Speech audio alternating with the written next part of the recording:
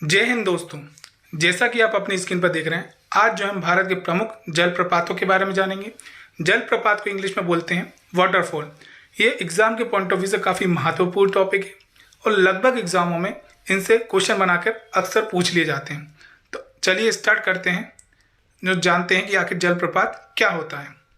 जब नदी का जल पहाड़ी या चट्टानों से धरातल पर गिरता है तो वह जलप्रपात कहलाता है। यदि गिरने वाली नदी के जल की धारा पतली होती है तो उसे जलप्रपात कहा जाता है, और यदि गिरने वाले नदी के जल की धारा अधिक ऊंचाई से अधिक मात्रा में गिरती है तो उसे महाजलप्रपात कहते हैं। ये जलप्रपात है।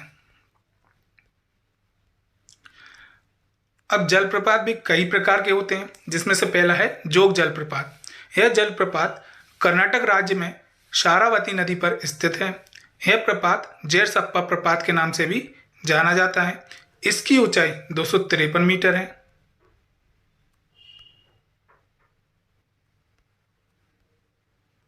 यह 4 छोटे छोटे प्रपातों राजा, रॉकेट, रोरर और रानी से मिलकर बना है।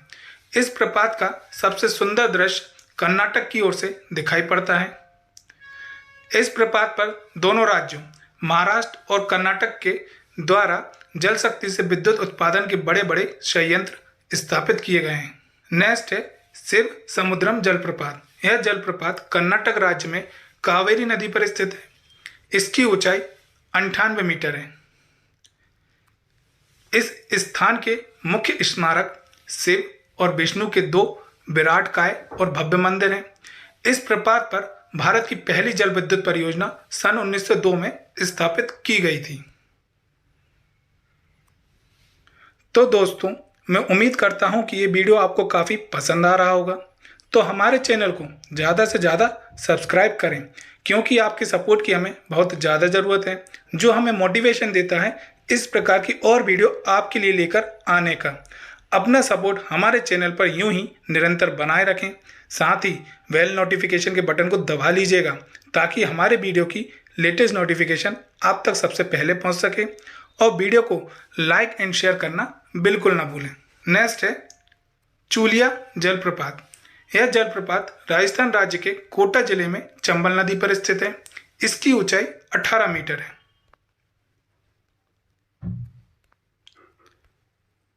यह जलप्रपात का नाम चूलिया जलप्रपात इसलिए पड़ा क्योंकि इसके आसपास स्थित चट्टानें गोलाकार आकार की में कटी हुई हैं, जो देखने में चूड़ियों के समान लगती हैं। यही कारण है कि इस प्रपात का नाम चूलिया जलप्रपात पड़ा।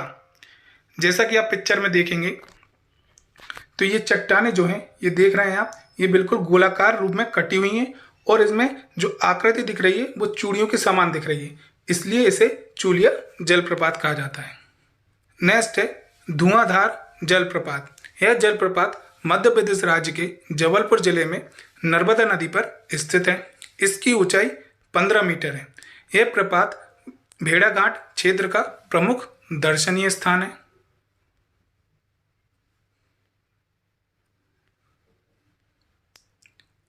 जब नर्मदा की धारा 50 फुट ऊपर से गिरती है तो जल सफेद धुएं के समान उड़ने लगता है।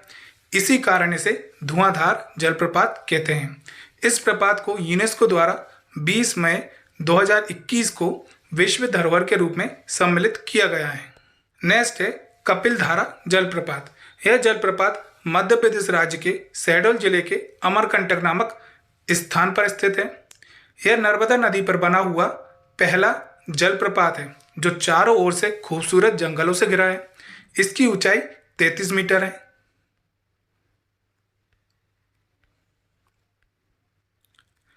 इस प्रपात का यह नाम इसलिए रखा गया है क्योंकि इस जलप्रपात के पास ही में कपिल मुनि का आश्रम था और कपिल मुनि यहाँ रहकर तपस्या करते थे।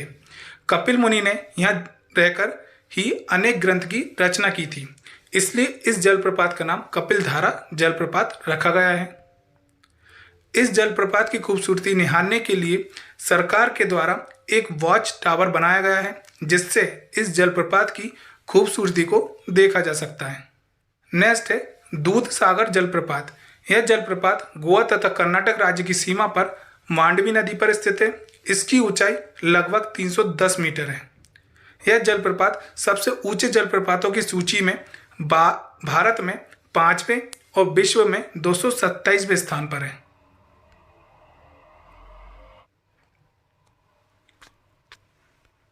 इस जलप्रपात पर्णपाती जंगलों से घिरा हुआ है, जो जैव विविधता की दृष्टि से समृद्ध माना जाता है। यह जलप्रपात मानसून के दौरान पर्यटकों को ज़्यादा आकर्षित करता है। तो दोस्तों, मैं उम्मीद करता हूँ कि आपको ये वीडियो काफ़ी पसंद आ रहा होगा। धन्यवाद। जय हिंद, जय भारत।